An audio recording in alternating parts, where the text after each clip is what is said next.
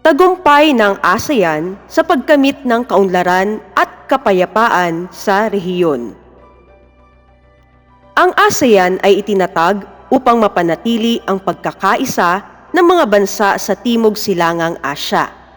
Balikan natin ang tungkol sa pagtatatag ng ASEAN sa aral ng nakaraan, ating balikan. Pagsapi sa ASEAN, guess the year. Ibigay ang taon kung kailan opisyal na sumapi ang bawat bansa sa ASEAN. Formation of ASEAN ng Indonesia, Malaysia, Philippines, Singapore at Thailand. 1967. Pagsapi ng Brunei. 1984. Pagsapi ng Vietnam. 1995. Pagsapi ng Lao PDR at Myanmar, 1997. Pagsapi ng Cambodia, 1999. Tukuyin ang mga sumusunod. Founding Father mula sa Thailand, Tanat Koman. Founding Father mula sa Indonesia, Adam Malik. Bansa na kilala sa Merlion na sumisimbolo sa Sea Town, Singapore. Founding Father mula sa Malaysia, Tun Abdul Razak. Matatagpuan dito ang Petronas Twin Tower, Malaysia. Bansang tinaguriang Perlas ng Silanganan, Philippines. Founding Father mula sa Pilipinas, Narciso R. Ramos. Founding Father mula sa Singapore, Sinnathamby Rajaratnam. Tanat Koman, Adam Malik, Singapore, Tun Abdul Razak, Malaysia, Philippines, Narciso R. Ramos, Sinnathamby Rajaratnam. Tagumpay. Tagumpay ng ASEAN sa pagkamit ng kaunlaran at kapayapaan sa rehiyon. Mula nang itatag ang ASEAN noong Agosto 8, 1967, matagumpay nitong isinulong ang prosperity o kaunlaran, security o kaligtasan, peace o kapayapaan, at stability o katatagan. Matagumpay na naisulong ng ASEAN ang mga layunin nito sa rehiyon sa pamamagitan ng pagpapatupad ng mga adyenda na sumasaklaw sa mga haligi o pillars nito. 3 Pillars of ASEAN Community, APSC o ASEAN, Political Security Community, ASCC o ASEAN, Socio-Cultural Community, AEC o ASEAN, Economic Community. Ang mga pilar na ito ay isinasakatuparan ng ASEAN sa pamamagitan ng pagpapatupad ng sumusunod na deklarasyon. SOFPAN, Declaration on the Zone of Peace, Freedom and Neutrality. Ito ay isang deklarasyon na nilagdaan ng mga ministro ng bansang Indonesia, Malaysia, Pilipinas, Singapore at Thailand noong November 27, 1971 sa Kuala Lumpur, Malaysia. Cold War, matensyong sitwasyong politikal sa pagitan ng Estados Unidos at Soviet Union sa pagtatapos ng ikalawang digmaang pandaigdig. Sa gitna ng Cold War at lumalawak na banta ng komunismo, nagamba ang mga bansang Timog Silangang Asya na muling maging pook ng digmaan ang rehiyon. Upang mapanatili ang seguridad, kalayaan at kooperasyon, iminungkahi ng Malaysia noong 1970 ang pagpapatibay ng neutralidad ng ASEAN. Bunga nito, nilagdaan ang ZOFPAN na nagtaguyod ng paggalang sa soberanya, pagtutulungang panrehiyon at pagpapaunlad ng ekonomiya, lipunan at kultura. Layunin din nitong hadlangan ang dayuhang pakikialam, iwasan ang dahas at tiyakin ang mapayapang paglutas ng alitan sa rehiyon. Pili letra. Kailan formal na nilagdaan ang Declaration on the Zone of Peace, Freedom and Neutrality o ZOPPAN? November 27, 1971. Sino ang nagpanukala ng konsepto ng neutrality sa ASEAN na nagresulta sa ZOPPAN? Malaysia. Ano ang pangunahing layunin ng ZOPPAN? Panatilihin ang ASEAN na malaya sa dayuhang pakikialam at palawakin ang kooperasyon ng mga bansang kasapi. Saan nilagdaan ang deklarasyon ng ZOPPAN? Kuala Lumpur, Malaysia. Paano nakatulong ang ZOPPAN sa pagpapanatili ng kapayapaan sa Timog Silangang Asya? Sa pamamagitan ng pagpigil sa anumang dayuhang pakikialam sa rehiyon.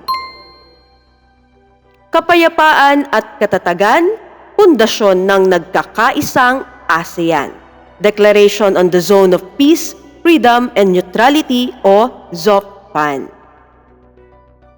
Declaration of ASEAN Concord. Ito ay isang formal na deklarasyon na may layong itaguyod ang kapayapaan, kaunlaran at kapakanan ng mga mamamayan ng mga kasaping bansa ng samahan. Nilagdaan ang Declaration of ASEAN Concord ng mga pinuno ng ASEAN noong February 24, 1976 sa Bali, Indonesia.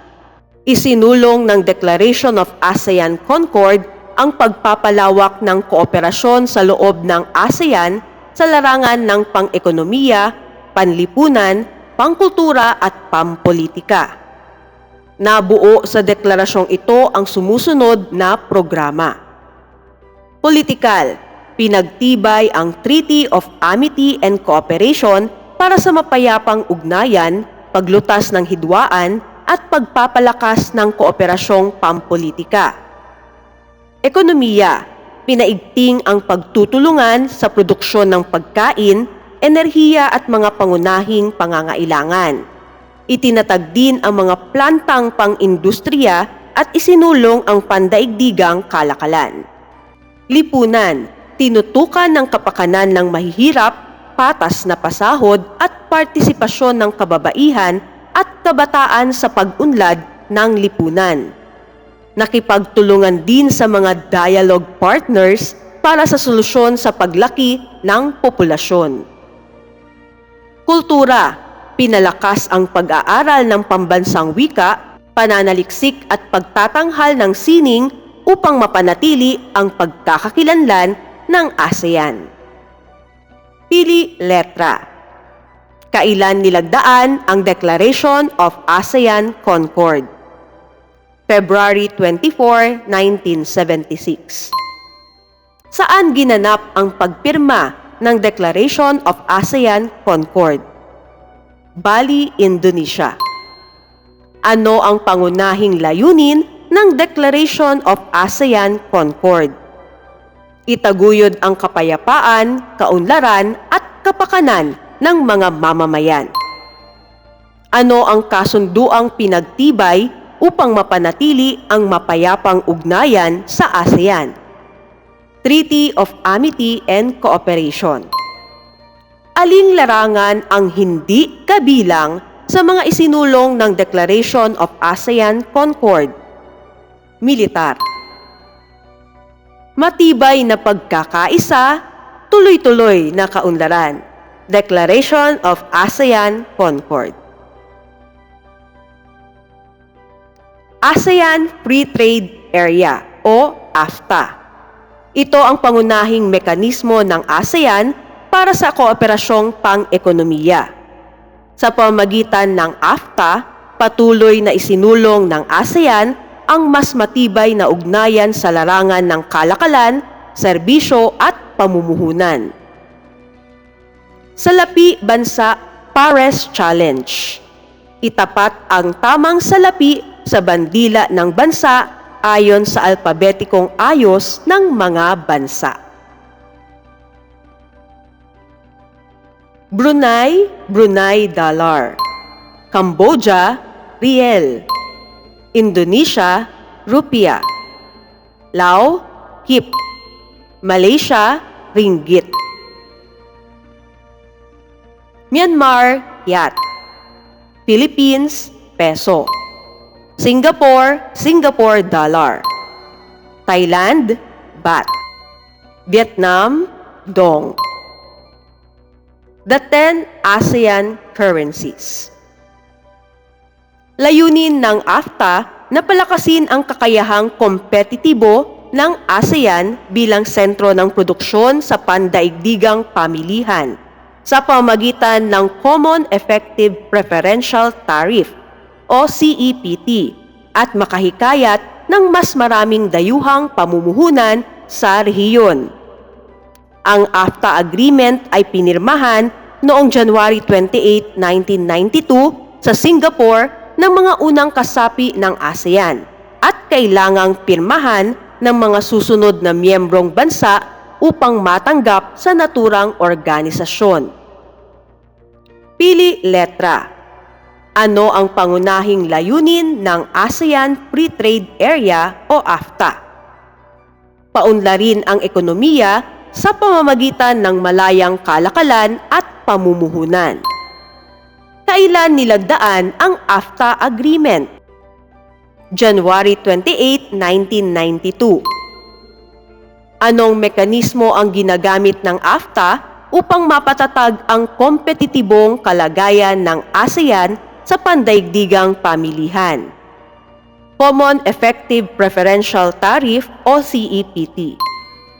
Anong bansa ang hindi kabilang sa orihinal na lumagda sa AFTA Agreement noong 1992? Vietnam.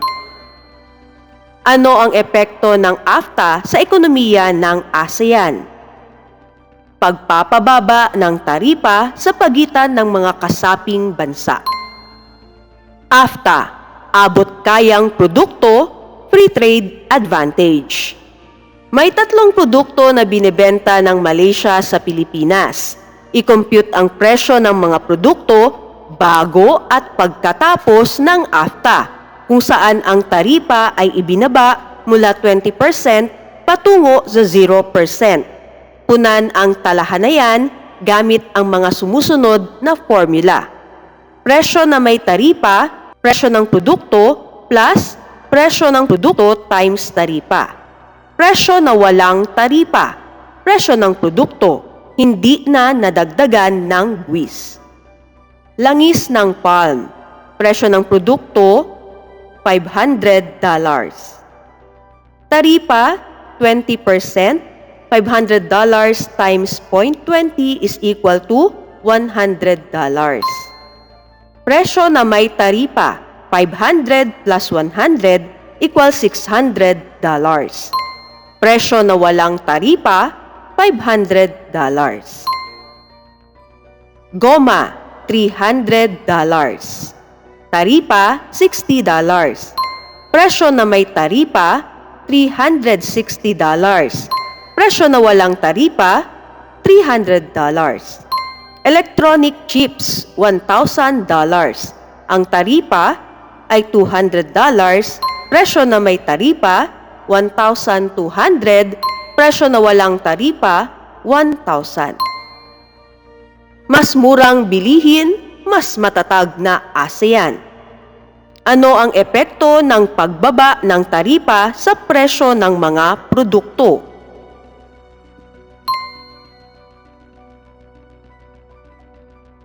Bakit mahalaga ang AFTA sa pagpapatatag ng ekonomiya ng ASEAN?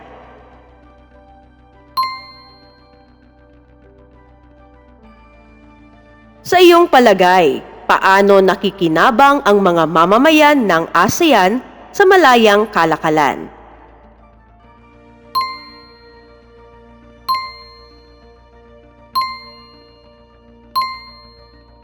Kaunlaran sa ASEAN, bukas na pamilihan, mas maliwanag na kinabukasan. ASEAN Free Trade Area. Ang ASEAN Free Trade Area o AFTA ay isa sa pinakamalaking free trade area sa mundo at naging huwaran sa pagbuo ng katulad na kasunduan sa iba't ibang rehiyon na ipinapatupad sa pamamagitan ng ASEAN Economic Community. Southeast Asian Nuclear Weapon Free Zone o SEAN-WFC Treaty. Kilala rin bilang Bangkok Treaty na nilagdaan ng ASEAN noong December 15, 1995 bilang pangakong panatilihing walang sandatang nuklear ang rehiyon. Sa pamamagitan ng kasunduang ito, muling pinagtibay ng ASEAN ang kahalagahan ng Treaty on the Non-Proliferation of Nuclear Weapons o NPT sa pagpigil sa paglaganap ng mga sandatang nuklear at sa pagtataguyod ng pandaigdigang kapayapaan at seguridad. Itinatag din nito ang isang Nuclear Weapon Free Zone o NWFZ sa Timog Silangang Asya na isa sa 5 NWFC sa buong mundo, kasama ang mga nasa Latin America at Caribbean, South Pacific, Africa at Gitnang Asya. SEA-NO WFC Stop Explosive Arms, No Weapons, 4 Zones. Ano nga ba ang nuclear weapon? Ang sandatang nuclear ay mga armas na kumukuha ng kanilang mapanirang lakas mula sa mga reaksyong nuklear, tulad ng fission o fusion. Ang mga ito ay may kakayahang magdulot ng malawakang pagkawasak at pagkawala ng buhay sa loob ng ilang segundo. Halimbawa, noong August 6, 1945, isang bomba atomika ang inihulog sa Hiroshima, Japan na agad na pumatay ng libu-libong tao at sumira sa malaking bahagi ng lungsod. Ano ang kahalagahan ng SEAN-WFZ? Pinananatili nito ang kapayapaan at seguridad sa Timog Silangang Asya. Pinipigilan nito ang paglaganap ng nuclear weapons. Nakikiisa ito sa pandaigdigang adhikain ng Treaty on the Non-Proliferation of Nuclear Weapons. Pili letra. Kailan nilagdaan ang SEAN-WFZ Treaty? December 15, 1995. Ano ang isa pang tawag sa SEAN-WFC Treaty? Bangkok Treaty. Ano ang ibig sabihin ng NWFC? Nuclear Weapon Free Zone. Bakit nilagdaan ng ASEAN ang SEAN-WFC Treaty noong 1995? Upang mapanatili ang kapayapaan at seguridad sa rehiyon. Paano isinusulong ng SEAN-WFC ang seguridad sa ASEAN? Sa pamamagitan ng pagbabawal sa anumang aktibidad na may kaugnayan sa nuklear. Isang rehiyon na malaya sa nuklear, isang mundo na mas ligtas. Southeast Asian Nuclear Weapon Free Zone o SEAN-WFC Treaty. ASEAN Vision 2020. Ito ay inilunsad noong December 15, 1997 sa ika-30 anibersaryo ng ASEAN na ginanap sa Kuala Lumpur, Malaysia, na naglalayong bumuo ng isang pinagbuklod na komunidad ng mga bansang ASEAN tulad ng European Union. Saklaw nito ang mga patakarang may kaugnayan sa kapayapaan at katatagan o stability, malaya mula sa puwersang nuklear, pinagbuklod ng ekonomiya, pag-unlad pantao o human development, likas kayang pag-unlad o sustainable development, pagpapahalaga sa pamana ng lahi o cultural heritage, rehiyong malaya sa droga, pag-aalaga sa kalikasan at iba pa. Formal itong isinakatuparan sa Bali Concord II noong 2003, kung saan itinakda ang tatlong pangunahing haligi ng ASEAN Community. Noong 2007, napagdesisyonan sa ASEAN Summit sa Cebu na pabilisin ang pagbubuklod ng ASEAN Community pagsapit ng 2015. Pili letra. Kailan inilunsad ang ASEAN Vision 2020? December 15, 1997.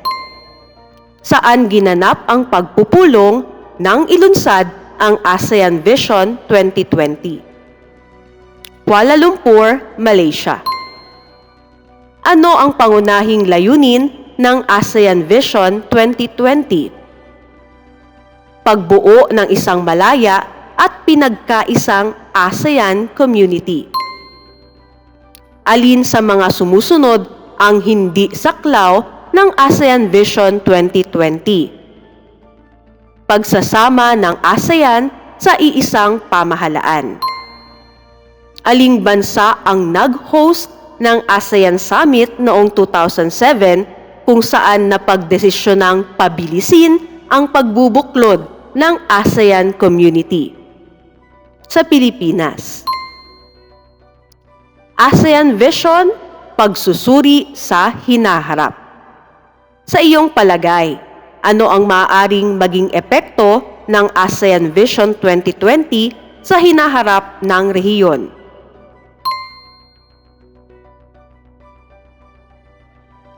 Ang hinaharap ng ASEAN ay nasa ating pagkakaisa. ASEAN Vision 2020.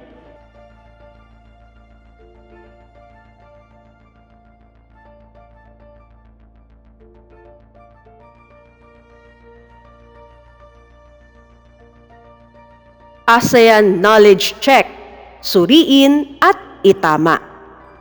Basahin ng mabuti ang bawat pangungusap. Kung ang pangungusap ay tama, isulat ang salitang tama. Kung ang pangungusap ay mali, palitan ang nakasalungguhit na salita ng tamang sagot. Ang Declaration on the Zone of Peace, Freedom and Neutrality o ZOCFAN ay binuo upang matiyak ang kapayapaan, kalayaan sa Timog Silangang Asya at malayo sa anumang panganib na dulot ng hindi pagkakaunawaang politikal ng mga bansang kasapi. Tama. Declaration of ASEAN Concord.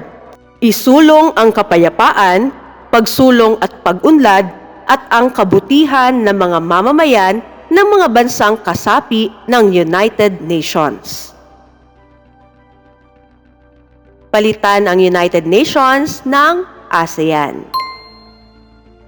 Southeast Asian Nuclear Weapon-Free Zone Treaty o SEAN-WFZ. Isulong ang Non-Proliferation of Nuclear Weapons o NPT sa pagpigil sa paglaganap ng mga sandatang katihan at militar at sa pag-ambag tungo sa pambansang kapayapaan. Palitan ng sandatang katihan at militar ng nuklear. Layunin ng ASEAN Vision 2020 na tiyakin na ang sistema ng multilateral na kalakalan ay manatiling patas at bukas habang nagkakamit ng kakayahan sa pandaigdigang kompetisyon. Tama. Ang Declaration of ASEAN Concord ay ginanap sa Bali, Indonesia noong February 24, 1976 sa pangunguna ng mga pinuno ng mga bansang kasapi ng ASEAN. Tama. Ang Tratadong Southeast Asian Nuclear Weapon-Free Zone Treaty o SEAN-WFZ ay kilala rin bilang kasunduan sa Bangkok. Tama. Hindi pinag-usapan sa Bali Concord II noong 2003 ang pamayanang ASEAN na nakabatay sa pag-unlad sa larangan ng pampolitika, pangkaligtasan, pangkabuhayan at sosyo-kultural. Palitan ng hindi pinag-usapan sa napag-usapan. Positibo ang ASEAN na ang ASEAN Vision 2020 ay makatutulong sa paglikha ng matatag, maunlad at may kakayahang makipagkompetensyang bansa sa ASEAN Economic Region dahil sa malayang daloy ng mga kalakal, serbisyo at pamumuhunan. Tama.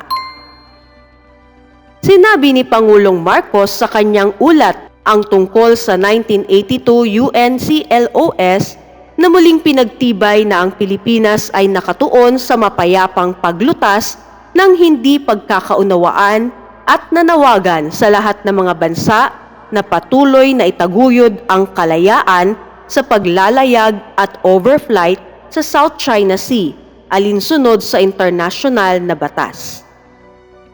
Tama. Walang naitampok na pangunahing interes ng Pilipinas sa ASEAN tulad ng seguridad sa pagkain at enerhiya, proteksyon ng mga migranteng manggagawa, pagbabago ng klima at pagbabagong digital. Palitan ang walang naitampok sa may naitampok. Kapayapaan, pagkakaisa at pag-unlad tungo sa isang mas matatag na kinabukasan para sa lahat. Tagumpay ng ASEAN.